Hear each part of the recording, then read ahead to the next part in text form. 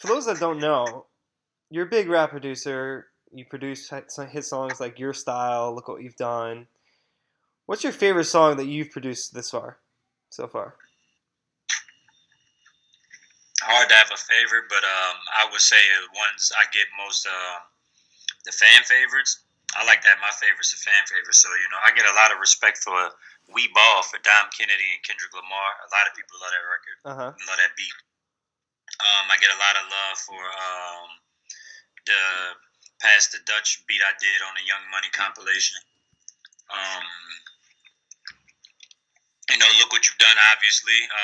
Drop the World, and then just a bunch of joints that I've done on the internet for different guys. A lot of people like the beat, this beat that I've done for Troy Ave's artist, Young Lito. It's called Wolves and Snakes. It's a pretty, it's a pretty dope beat. Uh huh. But yeah, my favorites are whatever the people like, man. I like all my beats, man. I just be excited to hear what type of song comes out on them. Uh huh. All right. Cool. Um, so you came up with Hit Boy in Surf Club. So could you tell me about your relationship with him? Yeah, man. Me and Hit Boy, we pretty much like, like I'm like his adopted brother. We met at I guess a special point in our lives where we were supposed to meet each other, and then we end up striking a musical bond that led to a brotherly bond. Spent a lot of time with each other, man. From sleeping on the floors to living in the Hollywood Hills and different things of that nature. Uh huh. And that's just like I said, that's just my brother. It started off with music. We got our start with Polo to Don together, producing under him, and other than that, just really just doing a lot of work under the Surf Club. We reached this point where we started dropping our stuff, being artists, and we started off as like the group thing, and Surf Club was kind of like, you know, influenced by what NERD was, and like that whole Missy, Timberland, and Magoo, Aaliyah, Genuine, Static Major, Yeah. Cam, Yeah. and everything like that, and Dipset, just musical groups and cliques, Cash Money, everything, No Limit, Uh huh. and that's how we started getting off our artist music, and then eventually it led to me doing my artist thing, and then Hit Boy doing his artist thing, and then everybody individually doing what they doing, and finding themselves to where I got my own brand now with Crown Bears, and then Hit Boy has his own thing with HS87. So Cool. we family pretty much, man. That's awesome. Okay, so speaking of the relationships, how do you meet Drake to get on place with Take Care? Like that's one of the biggest albums of that year. Yeah, won a Grammy and everything. So salute to the whole camp. Man, I mean that's another thing. I think we just met each other in life at the right time. God wanted us to meet each other, and I'm not no super spiritual guy, but that's just really what happened. Like we caught wind of each other in like the MySpace days. I was pretty. I used to put beats up on my MySpace page when you could make a music page and shit like that, Uh and huh. people would come check it out. So I kind of had like a name for that, I guess, a buzz. And then after Boy Wonder had a buzz, and Rich Kid had a buzz, and these were guys who were producing for Drake, and I happened to go to Boy Wonder's page and listen to a Drake song, and that Drake song was the this I forgot the name of it, City Is Mine or some shit like that. Yeah, Uh City huh. Is Mine, Yeah. and then Do What You Do. I just heard those records, and then I heard a few other ones, and we ended up crossing paths with each other with in Atlanta during the time I was living in Atlanta, maybe like '07, '08 or some shit like that. And shit, we just became cool after that, and then we just started moving around together. We weren't necessarily making music together. We were just in love with music, Uh and huh. two cool people with each other, and then just started spending more time together, man, giving each other advice on artistry and music. He took me out on my first tours. I pretty much learned everything I learned from touring and performing from Drake, seeing him go from nothing to performing in front of everybody, and then him bringing me along for the opportunity. And just as time progressed, it just happened to be a moment in time where he was looking for a certain type of record, and I happened to make it, Yeah. and it all worked out, man. That's awesome. That sounds really cool. Um, So your relationship with Troy Ave seems like it's deeper than music. On the podcast with Yeah, Elliot Wilson, he mentioned that he wants to make Chase and Cashe the new Timbaland. Please, could you touch on how close you guys are and how deep your relationship goes? yeah, man. Because Troy Ave to me is the first artist that I ran into outside of Drake. You know, Drake was like in a different position than Troy was. Drake was in such a position to where it kind of like wasn't that he couldn't make music with me as an artist, but it was kind of would have like his artistry would have overshadowed me, and that Uh-huh. was never anything that he would intend on doing. And Right. with Troy Ave, man, we just met at these same points in our career as artists, where I was rapping and he was rapping at South by Southwest, and kind of performing in front of nobody, little to nobody, and then we just end up striking a relationship up, man. I end up hearing about him through a record he had with somebody I know from in LA at the time. He had rapped on the record, and I liked his verse so much. I just was like, man, like I wonder who this dude is. Yeah. And I just started looking into more music from him, and I happened to cross paths with his manager Hovain through Rich Hillfigure because me and Rich Hillfigure was cool, and then Sycamore, who was managing Rich Hill at the time, and Hovain are cool. So it Oh kind of wow. just caught wind like that. I met Hovain in Canada, and after Canada, we ended up kicking it so hard in Toronto, we became friends, and we got back to America. Shout out to my boy Bubonic too from Philly's Most Wanted. He played an important part in that too because that's who I knew as well, who knew Hovain, and Uh huh. man, we just started kicking it, and we just started doing music together. I happened to be in New York one time out on some business. I had some free time. I hit Troy up. He came and picked me up. We went and kicked it at the crib, and we just started working on music that day. And it was kind of like we had like the same agenda. It was kind of like we got a love for old school hip hop. We got a love for like soul. We got a love for like where we from, Uh-huh. and not trying to repeat any history, but at the same time trying to provide something new, and in this same vein of like we inspired by the for us. And that's the one thing I always liked about him is that he never was shy about paying homage and pulling up old melodies and flipping old melodies and Uh-huh. different things like that. So man, that's another guy, man. We like family, the whole BSB. That's why we work together so much, and he's a guy I listen to for advice, and he's a guy, and I do the same to him, man. That's awesome. Really, really, it's cool. So not to get too much into the gossip, but some say it was your tweet that was responsible for starting the beef with Kanye and Wiz over the Max B. Uh, what inspired you to send that tweet? What do you think? What do you think is Max B's legacy, and what does Max B mean to your personality? Yeah, I can speak. I can speak to that better than I can speak to the gossip because at the end of the day, I don't control what other people do. I just control how I feel, and I don't say anything from malicious intent. I don't hate anybody.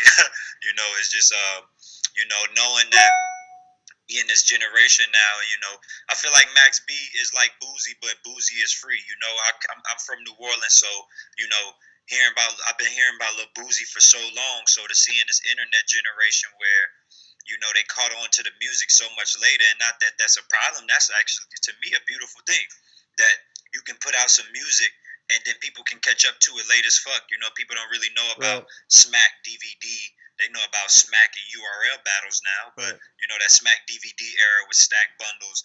That 2003 through 2005 era. That's my high school era, man. That's like sophomore, senior year for me, and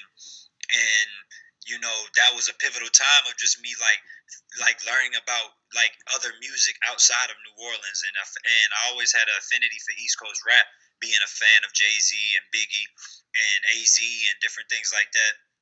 But I only knew them from their music videos. I didn't really get a hold of the mixtape era until later, like how the music, like how this energy, like how this new generation is getting the music. So when I fell in love with the mixtape era, I got my hands on all these old Clue tapes from the early ones, like the Desert Storm era, the later ones, like Cherry Lounge, you name it, Big Mike, Evil Empire, like just a bunch of rap, bro. And a lot of that shit had these guys who are like unsung heroes to how a lot of this shit, are like maybe not like the sonic of the music because the sonic always change, but like the way people carry themselves and the bravado and the way people do things.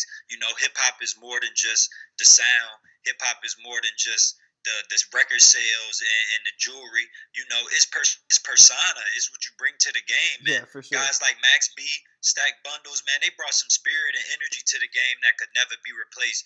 You know, you're not saying Jim Jones balling without them guys.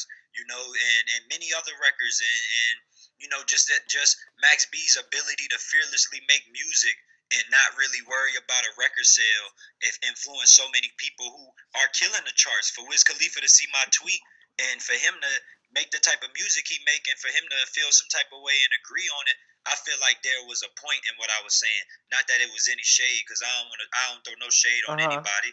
I just feel like there's a certain thing. I just feel like there's a certain lifestyle thing in hip hop where certain words and certain things are kind of like owned by certain people, and when you kind of fall into that, you got to pay homage. Like Drake's a guy who's flipped Juvenile, girl, you look good, won't you back that ass up? Yeah. And he's paid homage where all my New Orleans girls and shouting it out, and then doing the thing with Houston, and then shouting out Houston and doing things of that nature, and the same thing with ASAP Rocky. So you know, with the whole thing, it's like I just want anybody to think, you know, whether you taking some shit from the Bay, whether you taking some shit from Max B, you know, you might not be thinking of him at the moment, but you know, consult somebody maybe before you go out publicly because that's I've been paying homage because that's how much Stack Bundles and Max B influences me.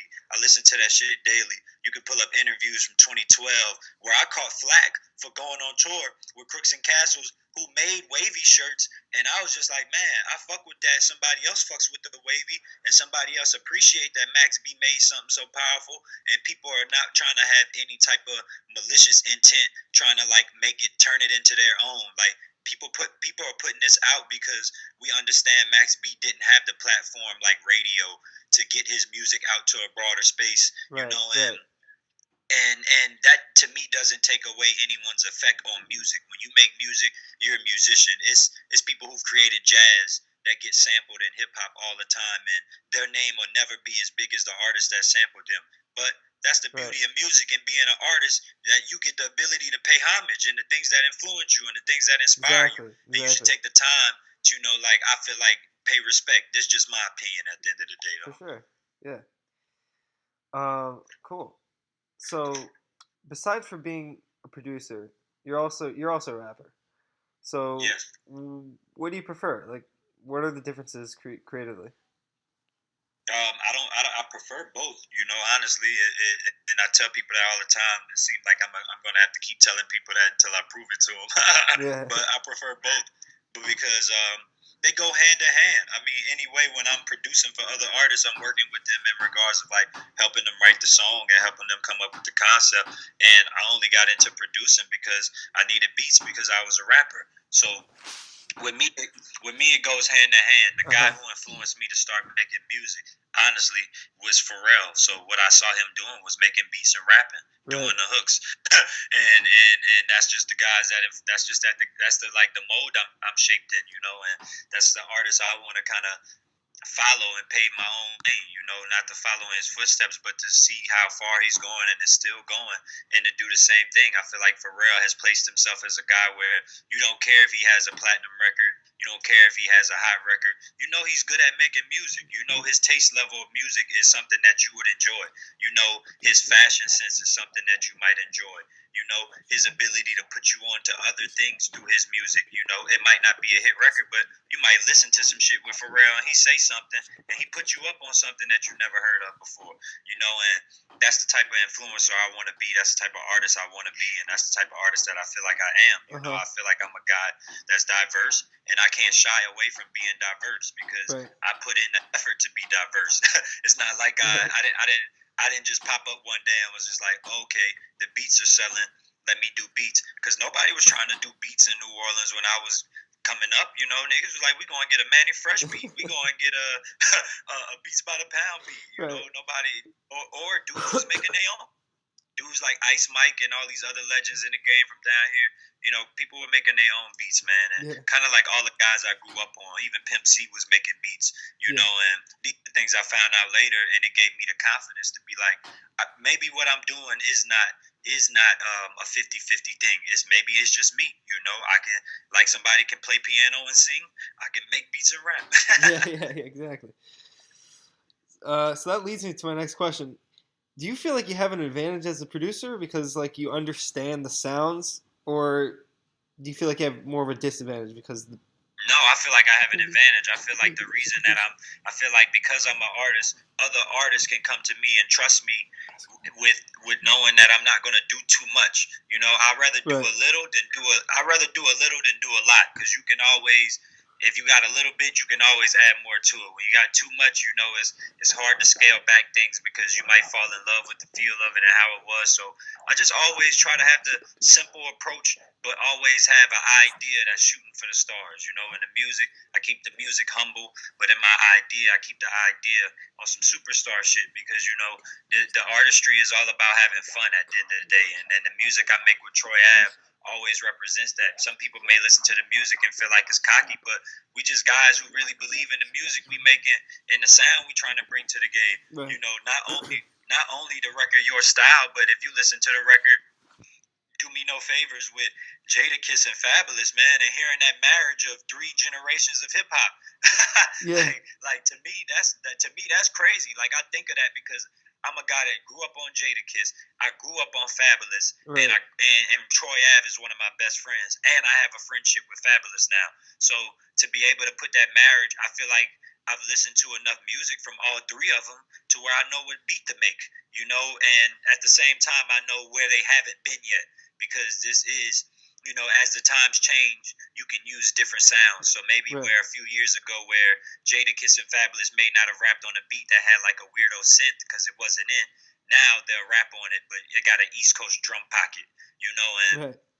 if you listen to the beat I did for Fabulous, it's in the vein of, I feel like some like Heat Makers type stuff, Just Blaze type stuff, but with the sonic sound and feel like 808 feel of this generation, you know, and that's what I get from people. People hear "This Is How You Made Me," and people are like, "Yo, man, that shit feel like some new school shit," but it reminds me of like some old Dipset, some old fucking Right. like Just Blaze, Kanye West fucking with the samples, and Yeah. you know that's what I be going for, man. I be trying to put hints of what I grew up on, and hints of where people are from. You know, you can kind of hear like the way somebody flips a sample and tell if it's some New York shit, or flip a sample, or play a bass line and tell if it's some Southern shit, Yeah. or play the pianos and the bass line and tell it's on some West Coast shit.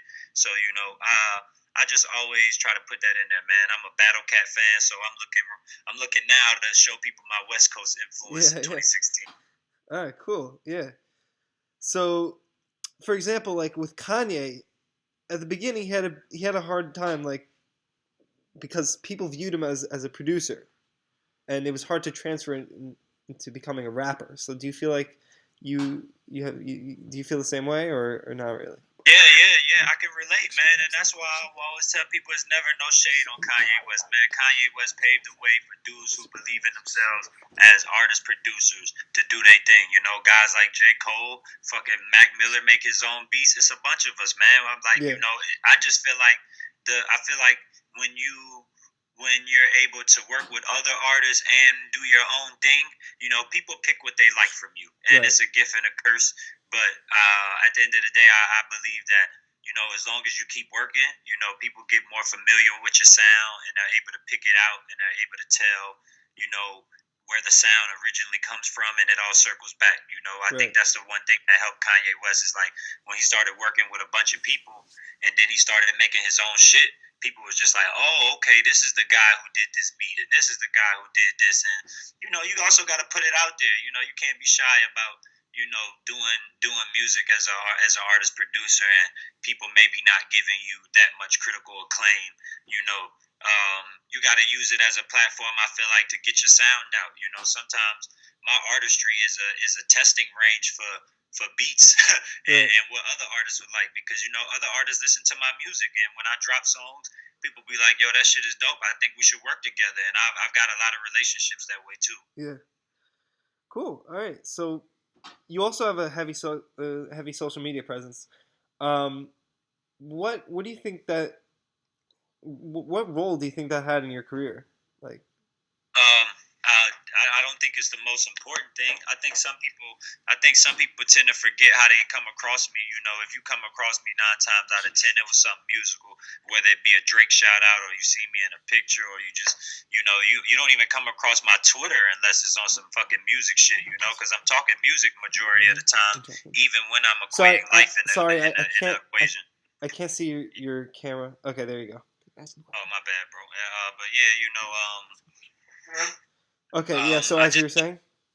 Yeah, I just think some people, they tend to forget or don't pay attention to how they come across me. But, Twitter is an important way for me to have a platform big enough to get my message out. It's not the biggest platform. I would love to be on radio. I would love to be on satellite radio. Right. I would love to be on TV. But I just don't force anything. And Twitter's the most natural approach for me to reach a lot of people. A lot of people like to engage with me, and a lot of people are looking for guidance. Not that they need it, but there are people with experience. I follow TED Talk accounts and all these different things. So it's just another resourceful place for me to connect and engage with things that I like, and people who like what I like, and people who are interested in my brand. And it's important. I run across people in the street. I was somewhere the other day at Foot Locker buying some shoes, and a girl saw me and she Googled me and she was like, you and this guy favor. I was like, yeah, that's me, and she was like, yeah, I think I follow you on Twitter. You always saying motivational things, and that's it, man. Twitter is just a space where I want to be responsible and get my music out in an organic way, and work my way up, and people who are interested into what I'm bringing to the table. Twitter is like the easiest way for them to share it. It's something that people don't find difficult, and I like that. I like the simple approach. I get a lot of love on Instagram. I get a lot of love on Snapchat, and I just think it's because these are mediums where the people have just as much control as I have control. They can turn me off when they want to turn me off, right, or they can observe me when they want to observe me. They're not getting force fed. So yeah, exactly. when the people choose to like you, I appreciate that. I'm grateful. Yeah. All right. Cool. So, last question. What do you have planned for 2016, and where do you want to take the rapping? Oh man, right now, man, 2016, I got an artist, my longtime brother. He putting out his debut that I'm executive producing and producing. His name is Banksky, aka Lulu. That's what we call him, Lulu. That's his nickname. That's his debut project. Is dropping on the 12th of February. Yeah, I'm just trying to venture off into that mode, man. I'm in a space where I got a lot of people paying attention to me and they like what I like. So to go back into that, I'm putting out artists that I believe in, and this is the guy I believe in. He's very, very dope. I'm not just tooting my own horn, and people know me for co-signing music. I'm not gonna take it easy on anybody making music, whether you my family or not. And Right. he's very talented. He's been in a boot camp, man. I never rush anything out, because I know it's a reflection of me. And after that, Cash Rules. I'm dropping the sequel to that, Cash Rules 2. If you ever heard the first one, I put it out with Toyota Scion and put out some videos and got a good response. So I'm getting back into that mode where venturing off into a new sound. On Cash Rules, the first one, it was kind of like a left field sound. Doing the same thing on this one, crazy beats. Very, very melodic. Catchy hooks, man. And that's why I'm taking the rap, man. I'm taking the rap on a ride, man. I'm taking the sounds on a ride, the sonics on a ride. We in this era with people like Selection, and I feel like that's back in my pocket, man. And people remember them surf club days when we was doing music, man. We was rapping on some crazy ass beats.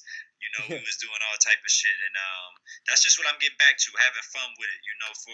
For a while in my music, I had an agenda, I had a message that I wanted to get off, and it drew a lot of people into me. And right now, I'm putting a positivity into introducing people to new sounds and different things like that. I've been going crazy buying old records and vinyls and everything like that to make sure I have a different sound that people can gravitate towards, because I feel like that's what makes you stand out now. People can